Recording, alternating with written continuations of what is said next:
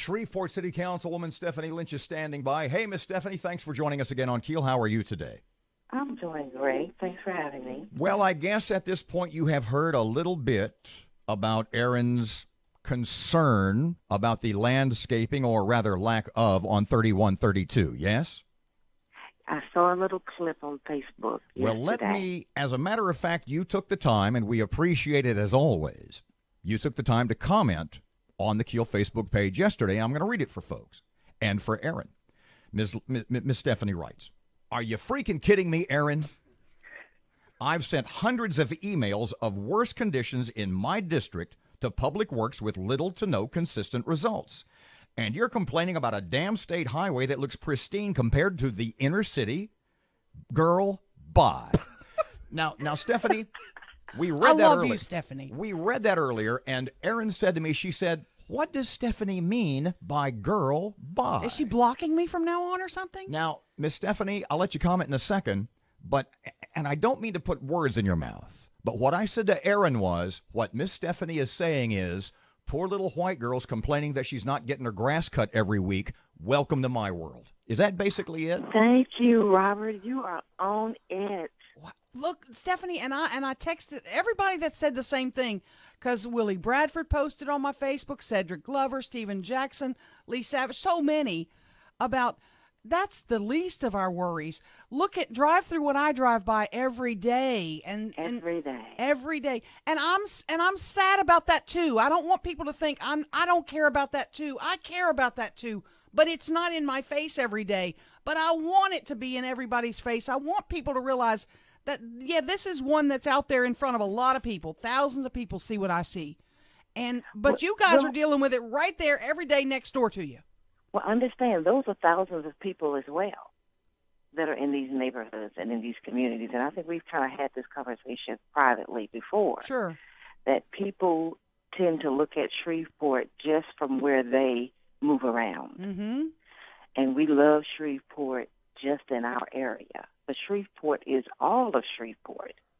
And if people would go from southeast Shreveport into Sunset Acres and into Warner Park and into Morningside and into Cedar Grove and into Moortown and into Queensboro, you will really, MLK area, you will really begin to get a fuller picture of really what Shreveport is. And my headline that says, "Does Shreveport look like an abandoned city?" Some say, "Oh, you're being dramatic." In your neighborhood, doesn't some parts of it look like that? Well, it's not. It's about the city. Yeah. It's about the entire city. You know, Miss Stephanie, pardon me. You said something a second ago, and I'm gonna repeat it, and I want you to comment and expound on it. You said if you come into specific neighborhoods you mentioned, you get an idea. What you said, you get an idea of what Shreveport really is. Is this what Shreveport really is? Yes. It's not some grass on the state highway. Let me ask you. Let me go deeper, Stephanie, real quick, because if I live in a neighborhood where there's 3 burned out homes, the weeds are taller than anything, I'm going to be depressed. If my home's not neat when I get home and it looks nice and it's comfortable, I get a little bummed. And if I'm living in those neighborhoods, I would each day wake up and feel depressed. And that may lead to other problems in my life. Is this kind of part of the bigger picture? Absolutely. And will you let the mayor know that? Because I have. I'm going to rail about this, Stephanie, until the cows come home to the pigs. And I'm not kidding. This makes me sad. Literally on the radio, I was crying yesterday. I was so sad. And then over the weeds on 3132. No, that was part of it. But then I thought, nobody cares. That's what I'm getting. And for them to tell me that was mowed within the last 2 to 3 weeks, and then I go stand next to it and it's over my head, someone lied to me, or someone said they mowed it to their boss and didn't really mow it. So who's checking? It's the old Ronald Reagan saying, trust but verify. Yeah, you tell me you mowed it, but who went out and checked to see, did you really mow it? Did you really tear down that house in Cedar Grove? Are you really going to take care of Stephanie's problem in Moortown? No. Let me tell you, Saturday and Sunday this past holiday weekend, I sent 50 emails. Oh. Listen to me, 50 emails of bulk pickup that the city had not taken care of. And they're just sitting on the curb in your neighborhood. I didn't even do all of Moretown. It was just one section. 50 emails. Can you copy me on those? I really don't mind. I really want to figure out who's taking care of this. And then if I have to get on the radio and act like a crazy woman, I will. Oh, trust me, she will. I have no problem. Yeah, what I said, one of the things I said to the mayor, and I probably said some other things that I don't want to say on the radio, but one of the things I said is that somebody is going to be held accountable. Wherever the buck starts, wherever it ends, it doesn't really matter to me, but somebody is going to be held accountable for this. It's ridiculous. Miss Stephanie, pardon me. You said in your comments on the KEEL page, you said, I've sent emails, I call people, I've over and over and over again.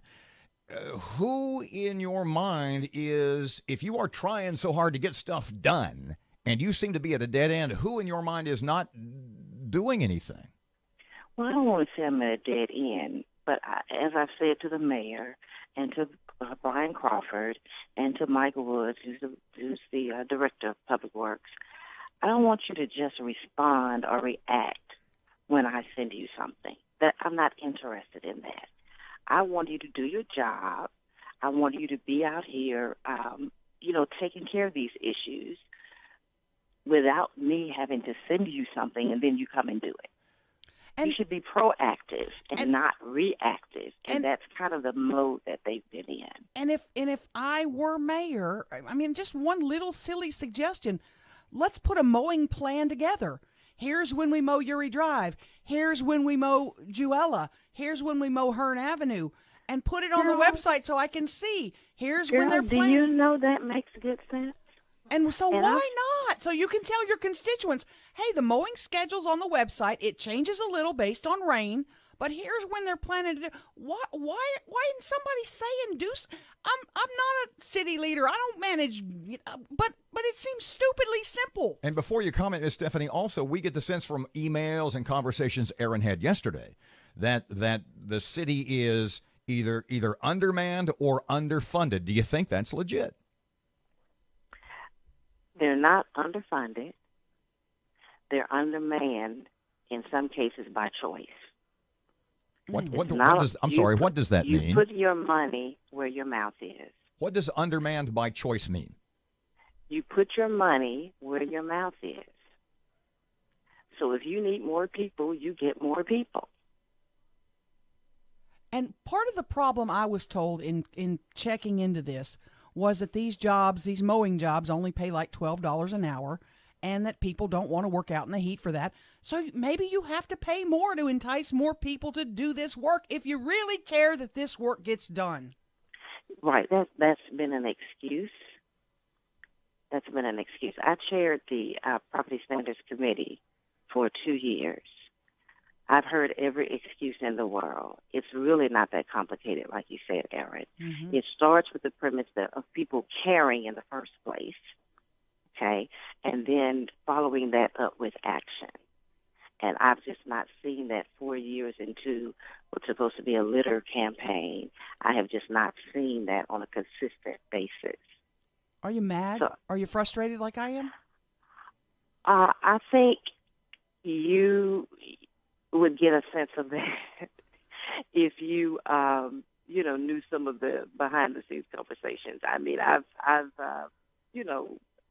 done interviews on television. I've, like I said, sent hundreds of emails. I chaired this committee, and I've even said to them, like you said, if you want me to put a plan together, I can do that, because y'all seem to be having difficulty doing that. But, no, we're administration. We got this.